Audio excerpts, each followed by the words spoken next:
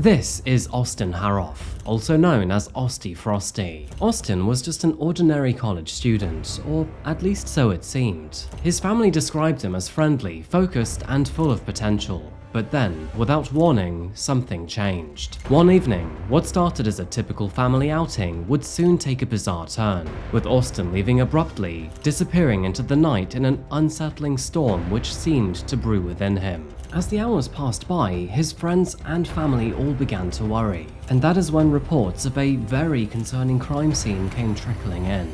After that, nothing would ever be the same again. Such an asshole! You'll soon realize that this is one of those stories where people are still searching for answers to this day. For example, what led Austin down this path? Was it something external, or was it in him all along? And the haunting part is, I don't think we will ever know for sure. Welcome back to Coffeehouse Crime, folks. My name is Adrian, and today we're looking at a YouTuber who kind of turned into a zombie. Okay, maybe not literally, but just watch the video and you'll see what I mean. Before we begin, if you like true crime, strange or chilling stories, then please consider subscribing. Thank you. And now, with that said, please grab yourself a coffee and let's caffeinate while we investigate.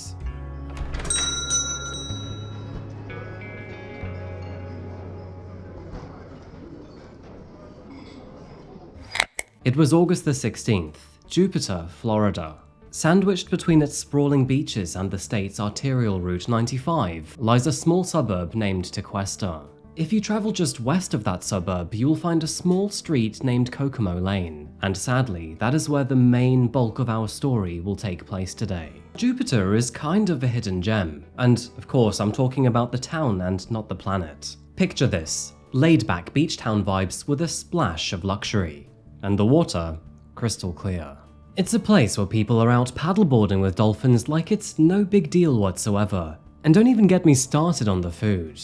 Like many beach towns, Jupiter is best served on a hot summer's day. And on one of those evenings, 59-year-old John Stevens and his wife, 53-year-old Michelle Miskin, were just going on with doing their usual routine and hanging out in their garage. Now, John himself was a family man. He loved to fish, loved to cook, and had also been in the US Air Force in his younger years. Michelle was a loving, warm, and welcoming person to everybody that she met. It's also notable that she was the daughter of the former North Miami Beach mayor, Jeff. So, no surprise, the two were well liked and well known by their community for being the perfectly gentle couple. If you had swung by the house at the time they lived there, you would see it was a 3-bedroom, 2-bathroom home which was aptly situated on Kokomo Lane. The two adored their place and put a lot of effort into looking after it, with family and friends often dropping by for a coffee or a chat. It's a rather cute habit to have, but the two of them would often sit in the garage with the door open in the evenings, catching the summer breeze in each other's company. A perfect way to cool off in Florida's summer heat. But sadly, let's just say it wouldn't stay that way for very long. It was just after 9 PM when the neighbor out on an evening walk went by the house of Michelle and John, and what they found could only be described as something straight out of a horror movie. There in the dim light was a man hunched over another, and what he seemed to be doing was definitely not normal. Around 6 foot in height, the man was not merely attacking the other, but quite literally eating his face. Apparently, this looked like something straight out of The Walking Dead. Completely horrified by the situation, but determined to help Steve, the neighbor rushed to intervene, only to be met with a frenzied violence. Whoever this zombie-like figure was, they turned on the neighbor too, stabbing him multiple times in the process. Now, thankfully, he was able to get away, but only after several major injuries. And of course, naturally, they then called 911. 911, do you need fire, police, or medical? Please, and medical.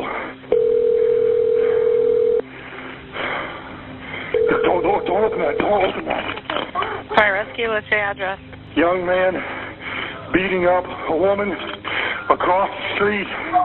Okay, are they outside or in a house? It's in a garage. I think he had a knife, but I'm not positive. Are either of them injured? Can you tell from where you are? Yes, there's a girl laying on the ground. He beat her up. I ran over there. I'm bleeding profusely here at the moment. Okay. I don't know what happened. All right, can you tell if she's conscious or is she unconscious?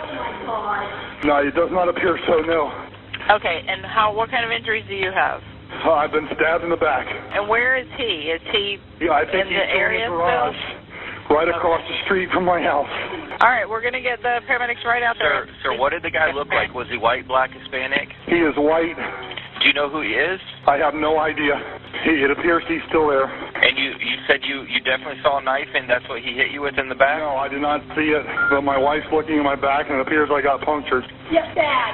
In the neck, in the head, three puncture wounds. Okay, we got units en route, okay? Okay. All right, just call us back if anything changes, all right? All right, I'm bleeding pretty bad. So Okay, please we got an ambulance and everybody en route. Just stay right there and stay calm, okay? Okay, thanks. All right. About 10 minutes later, the first deputy arrived to see exactly the same thing. A man hunched over another, quite literally eating his face. Wasting no time whatsoever in this situation, she then closed her distance, pulled out her taser and ordered him to stop. But this man, he didn't even flinch. It was in that moment that the officer then successfully deployed her taser, with electricity surging through the suspect's body. But even still, it made no difference. In fact, he hardly seemed to react. And even after grabbing a hold of him, well, he seemed impossibly strong. This was definitely a job for more than one officer. Only a few minutes later, additional backup arrived. Another deputy, along with a canine, rushed in to help. But even with 2 officers and a literal furry chomping machine, they all struggled to stop him, and nothing they did seemed to slow him down. Eventually, they did manage to subdue him and get him into custody. However, by then, it was far too late to save John Stevens. And heartbreakingly, he would not be the only one to lose his life that night. Detectives arrived and began their investigation after executing a search warrant. Not that they particularly needed it to see what else they would find inside their garage. With the door wide open, they found Michelle, and unfortunately, she too had been stabbed to death. And it was apparent that both victims had been attacked inside the garage. As the investigators worked through the night, it was very obvious that there was an enormous amount of violence. Both victims sustained massive trauma from multiple portions of their body, including lacerations, stab wounds, and blunt force trauma. It was also noted that there was no evidence to suggest that their killer knew either of them. In fact, it seemed that they had both been selected entirely at random. It appeared that this was a completely unprovoked and random attack, simply on 2 people who were merely sitting in their open garage. And so, with so much barbaric behavior, who precisely was their killer? Now, thankfully, the zombie responsible for all of this was taken into custody right there at the crime scene. However, as the authorities uncovered his identity, the story would somehow become even more tragic. This wasn't some sort of career criminal or troubled lowlife. In fact, he was a bright and well-educated student with a promising future ahead of him, and in one unthinkable night, he had then thrown all of it away. So, who was this crazed zombie-like man? Why did he seem so strong, and what caused him to, well, snap into an enraged cannibal? Detectives assigned to the case would soon name the suspect as 19-year-old Austin Harroff. Austin was a student attending Florida State University who had spent his entire life living in Florida. So, I guess you could say he was a genuine Florida man. Go figure. Born on December the 21st, 1996, Austin had a younger sister and lived with both of his parents. And although they would eventually divorce in the year 2013, both his mother and father would argue a lot throughout his formative years, unfortunately creating an at times unstable home for their children. It is worth saying that, as a child, Austin claimed to hear voices that simply were not there. Though this information is quite debatable, as it's a detail that he would only share after the crime. Nevertheless, he graduated from Suncoast High School 2 years later in the year 2015, before then moving on to Palm Beach College and then university to study biology. As Austin grew older, he found himself becoming ever more popular. It is noted that he was quite shy and reserved in his younger years, but would then find his feet as he moved towards adulthood and training to become an athlete. There is a dark irony to his history too, because it turns out that he also trained to become a dental assistant in the year 2016. And considering his recent actions, I wouldn't say that's the best choice in career.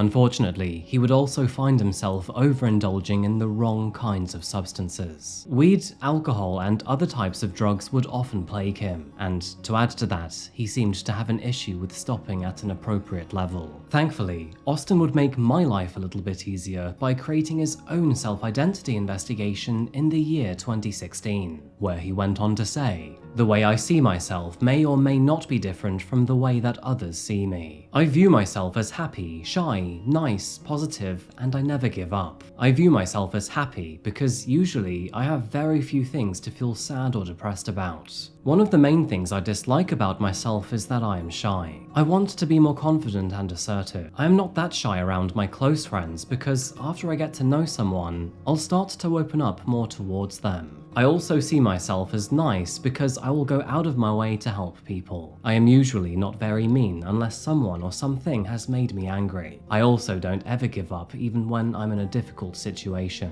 Like, if I'm not doing well in school, I will." Videos of Austin date as far back as the year 2014, when he was filmed at a wrestling tournament held in Palm Beach. Back then, he did still seem to have some puppy fat. Or should I say werewolf? If you don't get the joke, then don't worry, you will soon. Anyway, it turns out that Austin was actually somewhat of a YouTuber and a musical artist too. It was under the name of A Frost that Austin created a channel to document his fitness journey, talk about bodybuilding, and also share his, interesting music. Found in his bio, he ominously wrote, "This that fuck around music y'all been hearing about. I've got a psycho side and a normal side. I've lost my mind, help me find it." This channel is still up to this very day, by the way. In his first video named Fitness Challenges, he discussed fitness and the many obstacles he overcame. You can tell that Austin intended to adopt a goofy personality to be different to the hordes of other fitness coaches already on the platform. How's it going, guys? Today, I'm gonna be talking about fitness as a whole and the challenges it brings, okay? So, what I want to start off by saying is, fitness as a whole. It's pretty tough, man. It's not easy, but nothing in life worth having is easy. Remember that, guys. You remember that? You remember that? I remember. You gotta promise me that you'll remember that. We got Lorax over here talking shit, but that's okay. What's up, guys? Today I'm going to talk about the ketogenic diet. About a couple years ago, I went from 250 pounds to 190. Hello, bros. It's Austi Frosti, man, and today I want to talk about personal trainers and why you should be cautious when following a personal trainer. He also created music under the name of Austi Frosti, uploading all of his music to the same YouTube channel and debuting with a track named Abide Freestyle. Now, theoretically, I could keep all of this music to myself, but come on, this wouldn't be Coffeehouse crime without sharing. Working hard is all I do. I ain't got time for sleep, ain't got time for play. I pull up in my 80K G, I call her the new bae. Wait, hold up, let me tie my 80K shoe. Oh shoot, I forgot to mention, the lace is 80 grand, the shoes too. Deep in the Jeep, Jeep balls deep. In little Bo Peep. Oh, you want something to eat. Rode a dike, then kissed a bike. I rode a bike, then kissed a dike. Punch me in Yale. Take a fucking hike, asshole. Big bitch. Yes, I just ain't like. I traded my hoe, I traded my hoe, I traded my hoe. I really did. Oh, this bow. Okay, seriously, I think that's enough, but hopefully you get the picture here. I've said it before, and I'll say it again, but what is it with YouTubers thinking they can make good music? Anyway, Austin would eventually give up with making music, and instead turn to bodybuilding, weight loss, and sustainable growth. It is worth saying that the media really tore him down here, and would claim that he seemed to act strange and that there were red flags all along. But you know what? I don't buy it. I mean, yeah, sure, he was acting goofy, but that's quite literally it. Who didn't when they were younger? But what I will say is that it definitely did seem to be escalating in the final month or two, and you'll see exactly what I mean. In addition to this, he would also post home videos and vlogs, often going out on boat trips with his father and cruising around.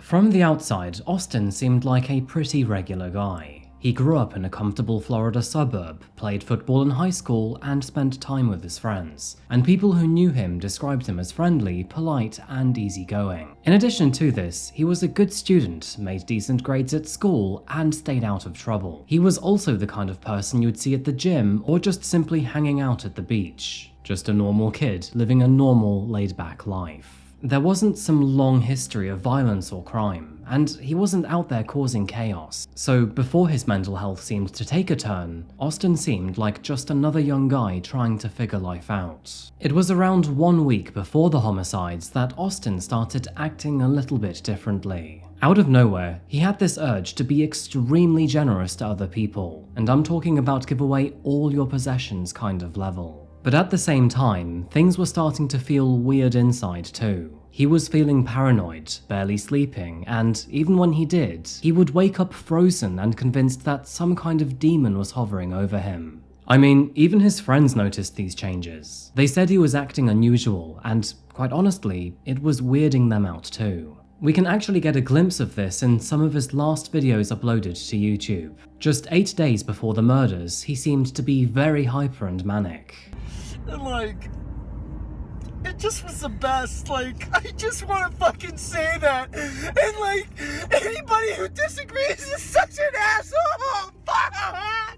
On August the 12th, which was only 3 days before the homicides, Austin then made his way to work where his mental state only seemed to diminish even further. He started talking to his patients about God and would even tell them that he felt like Jesus. Which, sure, might be okay if you're having a casual discussion with someone, but is probably the last thing you'd like to hear from your operator while he's got these big metal tools in your mouth. It is worth noting here that Austin was not upset or angry or anything negative, and in fact, he would even go on to say to his patients that he felt full of love, peace, and joy. But understandably, they did find it quite strange when he then pulled the instruments out and poured water over them, and then started praying as if it was some kind of holy ritual. And the wild part? The radio was playing in the background, and Austin swore that there were signs of God in each and every song, like the whole thing was part of some bigger message towards him. But in his ever-changing state of mind, after he returned home that night, his mood would shift once again.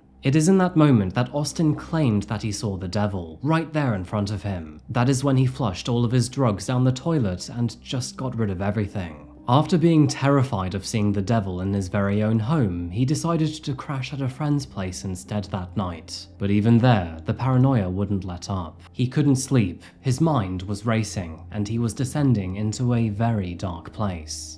It was on that day that he would release his final video to YouTube, titled "What I'm About in Bodybuilding." In this video, he talks about believing in himself, not following famous bodybuilders, and claims that he doesn't need drugs. What's up, guys? I just want to let you know that I came to a realization of something. I no longer want to follow Arnold or any other bodybuilder. I want to follow myself, you know? I want to actually believe in myself. I want to learn from other things, other people, other bodybuilders and stuff. But I just know that they're not me, you know? I know what's right for me. I don't need drugs. I know that they can change me. But the thing is, that's not being healthy, you know? Being healthy is what's natural, you know? What comes natural to you? Do you think steroids are natural?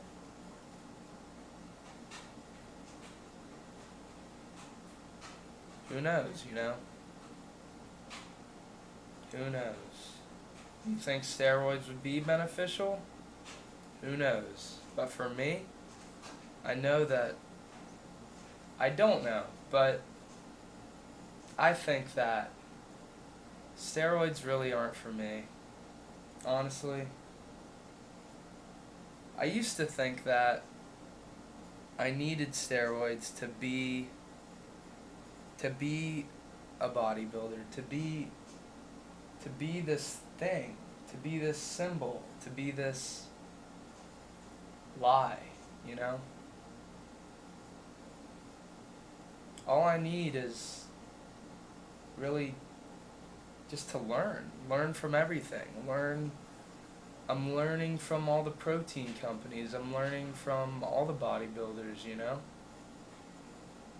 I'm learning what did they do wrong. I'm learning where did they go wrong, you know? What do I think they did wrong?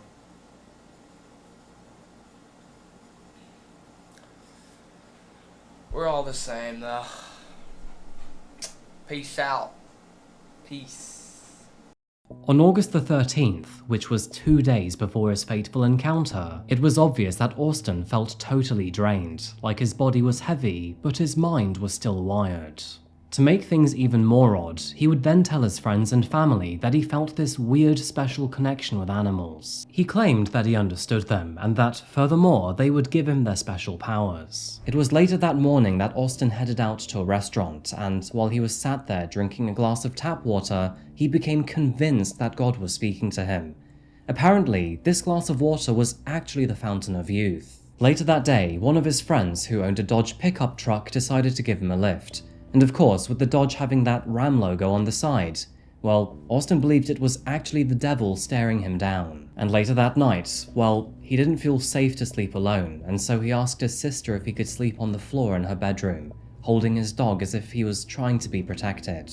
The very next morning, on August the 14th, he then walked his dog, which somehow turned into a run. And apparently, during that run, he got this very bizarre feeling, like he wasn't human anymore. Kind of like he was now only half person, and the other half, it was apparently dog spirits, and that they were inside him giving him extra strength and speed. It once again appeared that the whole animal connection was back. He felt like they really understood him, and that furthermore he was half dog, half man, kind of like a werewolf. Later that very same day, Austin would then travel with his dad to a gun show, but instead of being excited or interested about it, he claimed to have just felt paranoid the entire time, like something was off, but he couldn't quite put his finger on it. To try and ease the situation, Austin and his father then looked at knives and machetes, where Austin would go on to buy one each. And then, all of a sudden, there was another rattling thought around his head. What would happen if I ate a snake? Trapped in his nonsensical mind, he suddenly believed that if he were to eat one, then somehow it would give him power over the devil. In hindsight, it's like the whole week was this long, steady build-up, that these weird thoughts were piling on top of each other, and nobody realizing just how far his mind had crashed. And then came the actual day of the murders. On that morning, Austin believed that dog spirits were guiding him. They apparently told him to wear a Michael Vick jersey, and so he did. And just like that, he felt invincible to the devil, like nothing could touch him. Throughout that day, he bounced around, first to a beach, then to a party at a fraternity brother's house, and then to a restaurant. It is at that restaurant where he would have dinner with his relatives, which included his father. And what began as a nice meal together would, unfortunately, soon turn into an argument, which ended in him walking out.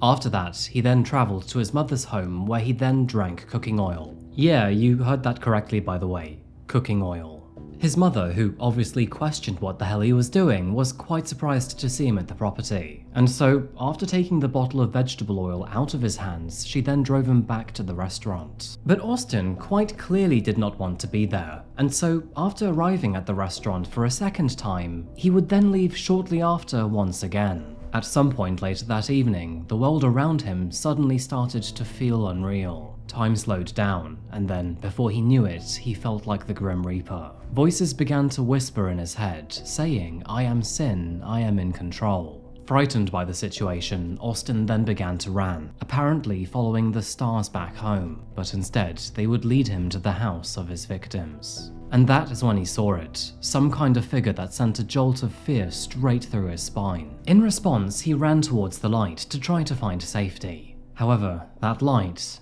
it was actually coming from the victim's garage.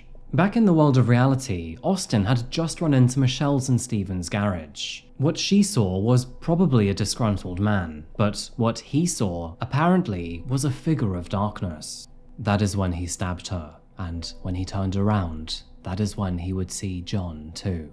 And after that, nothing. Blackness. The 19-year-old FSU student with a seemingly bright future. Michaela Fallon is the same age as Austin Haroof, and she says she lives in the same quiet Jupiter neighborhood as his mom. I looked him up on Facebook and we have like 67 mutual friends.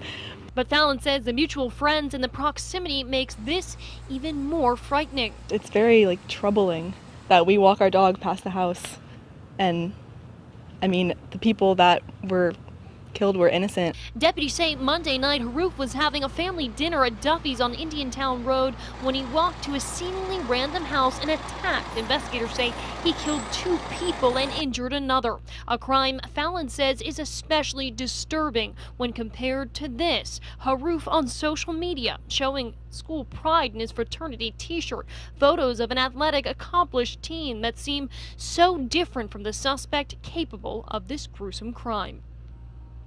Shortly after this, mental health experts determined that Austin was in a severely disturbed mental state, dealing with emerging mood and thought disorders which led to a psychotic break. During this time, he couldn't tell right from wrong, which, under Florida's definition, would make him legally insane. In addition to this, there was also a troubling trail of his online searches in the days and weeks leading up to the murders. Some of the things he searched for included how to relax my mind, auditory hallucinations when falling asleep, what exactly is hell, how to sell my soul to the devil, I think I'm going crazy, how to know if you're going crazy, can we really control more than we think, hearing things in my sleep, and obsessive thoughts. As you can see through his search history, all of this paints a picture of a man who was spiraling into confusion and fear, and was desperately seeking answers. But the interesting thing here is that, rather than seek help from his family, friends, or a licensed professional, Austin kept all of these thoughts to himself,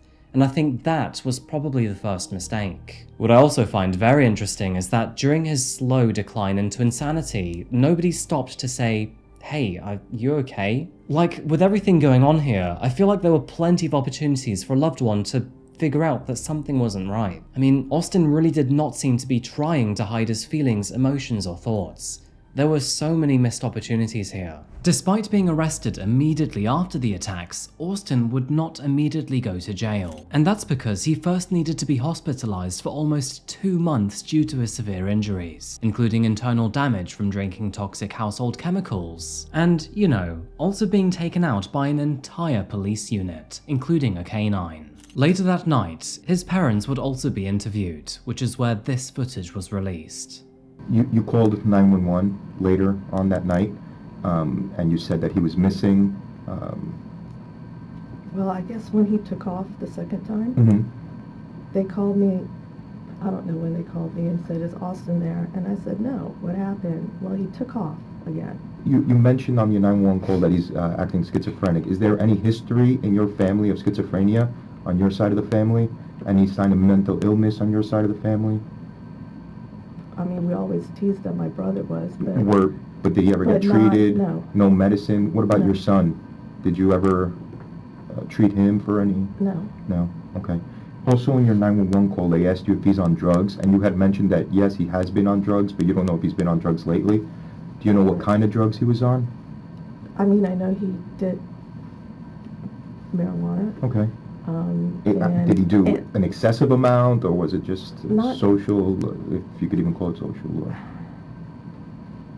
I don't know. You don't know? I mean, he hung out in his room. Okay. So Dad said that about 2 months ago he also found him doing mushrooms. Do you know anything about that? I don't know if anybody found him doing mushrooms. Your son, how was he as a kid? I mean, he still is a kid, but was he always happy, joyous? Yes. Good, as far as you could tell? Never got into fights in school? Has he ever been suspended from school or anything? No, nothing. Okay. Nothing. I mean, it's never really any anger issues. Maybe, you know, Bud and I have our spats and stuff, Yeah, like but any he normal wants to kid. protect me, you know. Sure. Has he ever got physical with Dad, or? Dad? Yeah. No. No. Something's going to happen. Mm-hmm. And what I was doing for the last 2 weeks is trying to joke him out of it, the psychosis. And I said, put that away, you're crazier than hell, stop. Okay. You said something about psychotic or psychosis, something like that. Is there any history in your family as to mental illness or anything like that? Yes. There is. On who? My sister. Your sister? And she's being treated? She was treated. She was treated? Fine now. Okay. For what kind of illness? She had severe depression. Okay. Anyone else in your Me. family? Yourself? Okay. Depression? Yeah. Okay. And you were treated and everything else? What about grandparents or No. anything like that? No. Okay. What about him? Has he ever seen a psychiatrist or been treated for... I don't think he has. Okay. Was he on any kind of medication? No. No? Okay. Jesus Christ. I get wind that he can't sleep, pacing the floor. And so I try to give him some Valiums or sedatives. Whose Valiums are those? Mine. Yours? Okay. And he gets, I give him to him and he throws them on the floor. And he goes, I will not be controlled by you. So I went and grabbed the keys out of his hand. When was this? I think Monday. Okay. And he's pissed off. And he jumps on the hood of my car and dents it. And so I finally decided to give him his keys back so he didn't damage my car any further. Yeah. And I wrote him a text on my phone. I said, you damaged my car. His, one-word answer, learn. Once stable, the authorities formally charged him with 2 counts of first-degree murder for the killings of John and Michelle, as well as attempted murder for attacking a neighbor who tried to intervene. While waiting for his trial to begin, several calls made between Austin and his father do highlight how scared he was for himself. Well, how's life? It's tough on us, Austin. We're not used to this. Am I going to be okay? Yeah, you're going to be okay. Is everyone scared? Yeah. But no, I'm pretty confident that we can pull something off here. Yeah. How's Are they Jupiter? taking care? Are you taking your medicines? Yeah, I'm taking my medicine. You need to get a Bible, Austin. I know. I asked for one. Do you have one? Are you getting me a therapist or anything? Yes, I plan on it. Can you do it soon? Have you talked to your mama yet?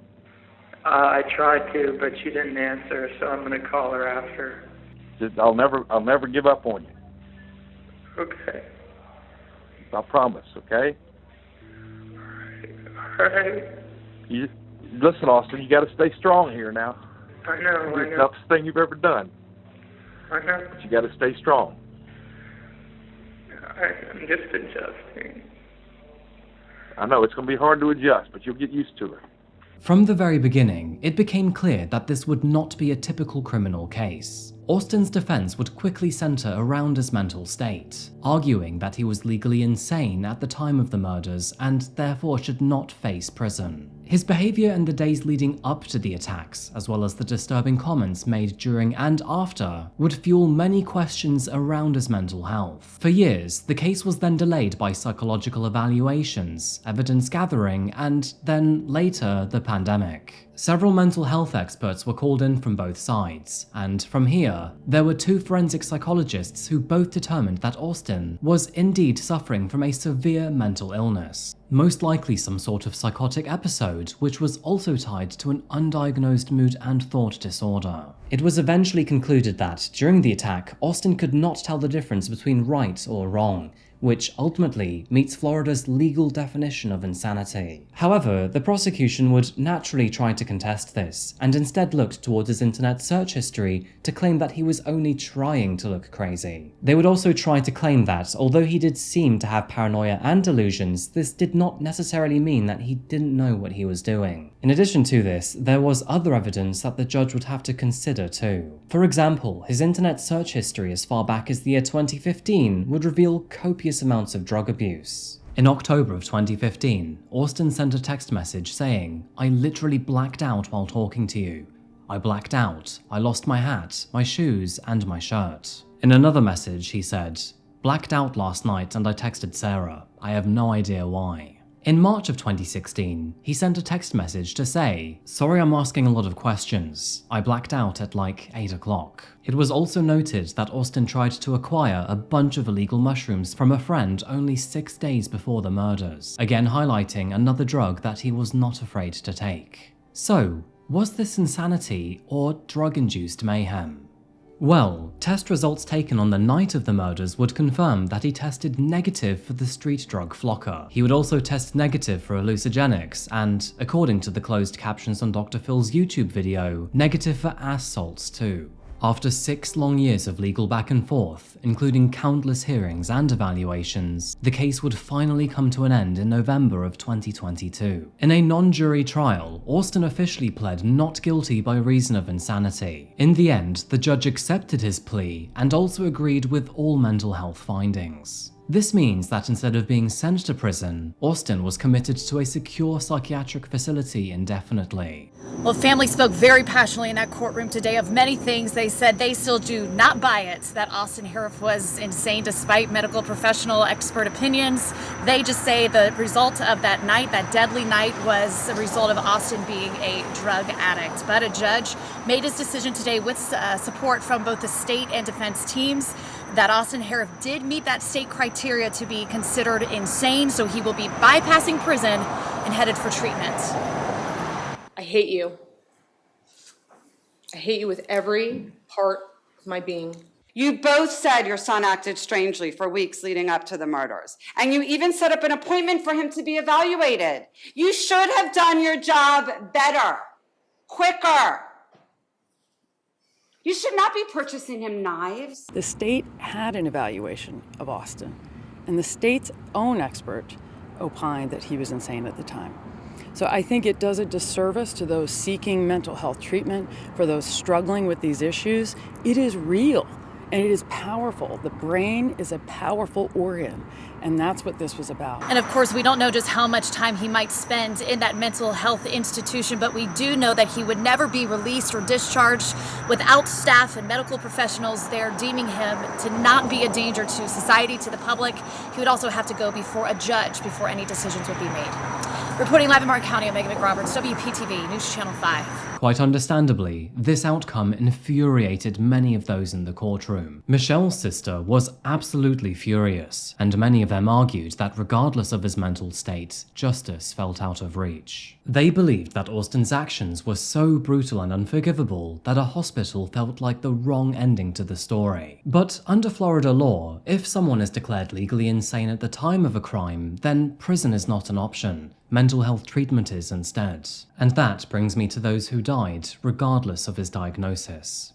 John and Michelle. They are remembered as lovely people whose lives were tragically cut short. A loving couple who enjoyed the peacefulness of their Florida home and spending time together in their garage. Friends and neighbors describe them as warm and welcoming, always ready to lend a helping hand or share a laugh. Where Michelle was known for her energetic personality, John was equally compassionate and someone that anyone could rely on. It is worth highlighting here that, in an episode with Dr. Phil, Austin would go on to express his severe regret towards the end of the episode, so at least the pain seems to have stayed with him too. If their family members are watching this right now, what do you say to them? Look into the camera right now, and if they're watching, what do you say to them? I'm sorry for their loss, and I hope that you can find it in your heart to forgive me. And I'm so sorry, and I never wanted this to happen.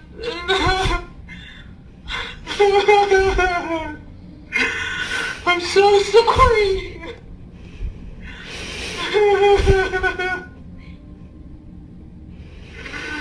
It's like a nightmare.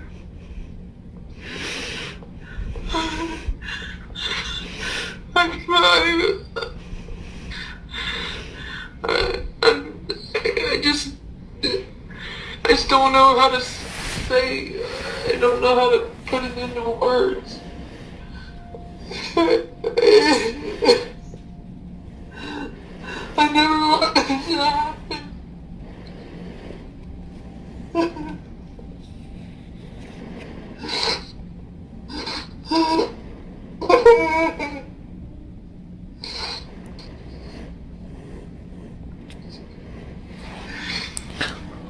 Austin, are you ashamed of what you did?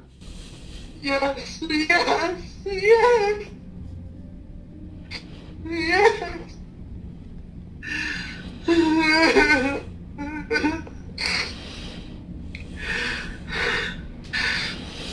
I just wanted to let them know that I'm sorry. John and Michelle are deeply missed, and to this day, both families are left with giant holes in their hearts.